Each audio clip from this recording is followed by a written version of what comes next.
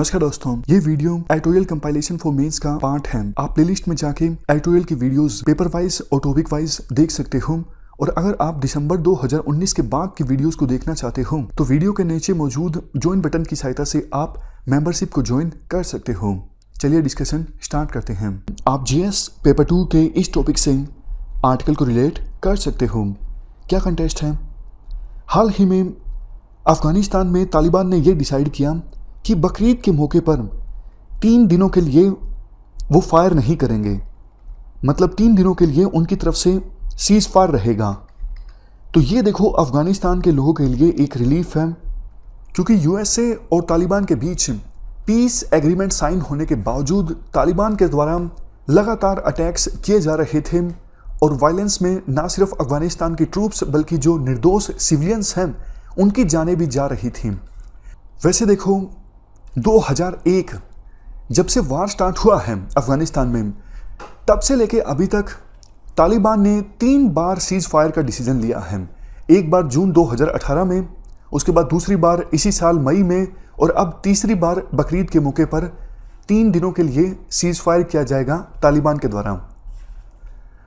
पिछली 2 बार जब cease fire किया गया था तो उसे तो तालिबान ने एक्सटेंड नहीं किया, लेकिन इस बार उम्मीद है कि ये 3 दिन का जो सीज फायर हुआ है, इस सीज फायर को एक्सटेंड किया जा सकता है तालिबान के द्वारा। इस बार उम्मीद क्यों है? इस बार उम्मीद देखो इसलिए है क्योंकि साल के शुरुआत में यूएसए और तालिबान के बीच पीस एग्रीमेंट साइन हुआ था। यूएसए ने तालिबान से वादा लिया है कि वो अफगानिस्तान की धरती का इस्तेमाल नहीं होने देंगे यूएसए और यूएसए के एलाय कंट्रीज के इंटरेस्ट के अगेंस्ट। बदले में यूएसए की फोर्सेस अफगानिस्तान को छोड़कर चली जाएंगी।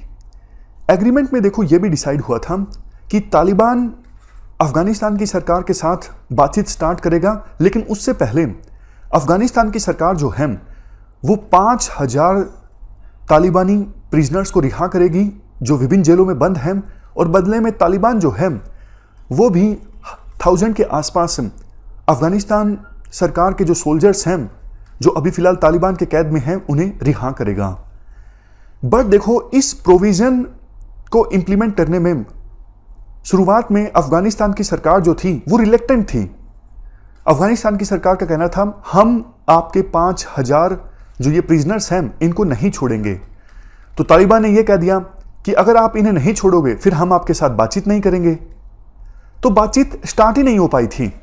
लेकिन अब अफगानिस्तान की सरकार ने यह निर्णय लिया है, ठीक है भैया, हम आपके जो 5000 प्रिजनर्स हमारे पास बंद हैं तालिबान के, उन्हें छोड़ देंगे।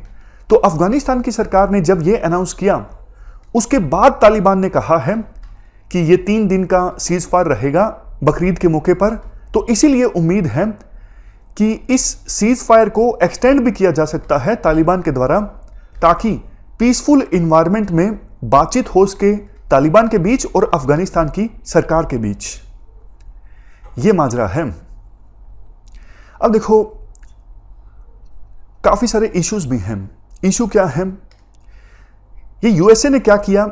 जब देखो यूएसए ने तालिबान के साथ पीस इस्टेब्लिश करने के लिए एग्रीमेंट साइन किया था ना, तब यूएसए को ही कोशिश करनी चाहिए थी। यूएसए बोल देता तालिबान को कि भैया हम आपके साथ पीस एग्रीमेंट तभी साइन करेंगे जब पहले आप सीज फायर करोगे, आप वायलेंस करना बंद करोगे अफगानिस्तान में। लेकिन यूएसए ने ऐसा किया ही नहीं। यूएसए अपना जल्दबाजी में था। वो जल्द से जल्द किसी ना किसी प्रकार का एग्रीमेंट तालिबान के साथ करना चाहता था, क्योंकि इलेक्शंस हैं नवंबर में और ट्रंप दिखाना चाहते थे अपनी देश की जनता को, देखो मैं अपनी फोर्सेस को अफगानिस्तान से वापस ले आया। लेकिन इसका खामियाजा तो अफगानिस्तान की जनता को भुगतना पड़ा ना, क्योंकि देखो जब से ये एग्रीमेंट साइन हुआ था यूएस और तालिबान के बीच, तब से लेके अभी तक अफगानिस्तान की सरकार के अनुसार 3560 जो गवर्नमेंट ट्रूप्स हैं वो मारे गए हैं। 775 सिविलियंस भी कन्फ्लिक्ट में मारे गए हैं। तो सोच के देखिए, एग्रीमेंट होने के बावजूद तालिबान ने जितना वायलेंस किया अफगानिस्तान में, कितने सारे लोगों की जानें चली गई, इंक्लूडिंग ट्रूप्स एंड सिविलियंस। अगर यूएसए मजबूर करता तालिबान को कि एग्रीमेंट हम तब ही करेंगे जब आप सीज फायर साइन करोगे, तो कितना अच्छा होता। एक और इशू देखो ये है, अफगानिस्तान की जो सरकार है वो भी अपने आप में एकजुट नहीं है। आपस में काफ़ी फैक्शंस हैं, गुटबंदी है। पिछले साल सितंबर में इलेक्शंस कंडक्ट हुए थे। इलेक्शन हालांकि अशरफ गनी जीते, बट उनके जो प्रतिद्वंदी थे अब्दुल्ला, उन्होंने इलेक्शंस के रिजल्ट को मानने से इनकार कर दिया। उन्होंने कहा धांधलेबाजी हुई है। तो काफ़ी दिनों तक टकराव रहा।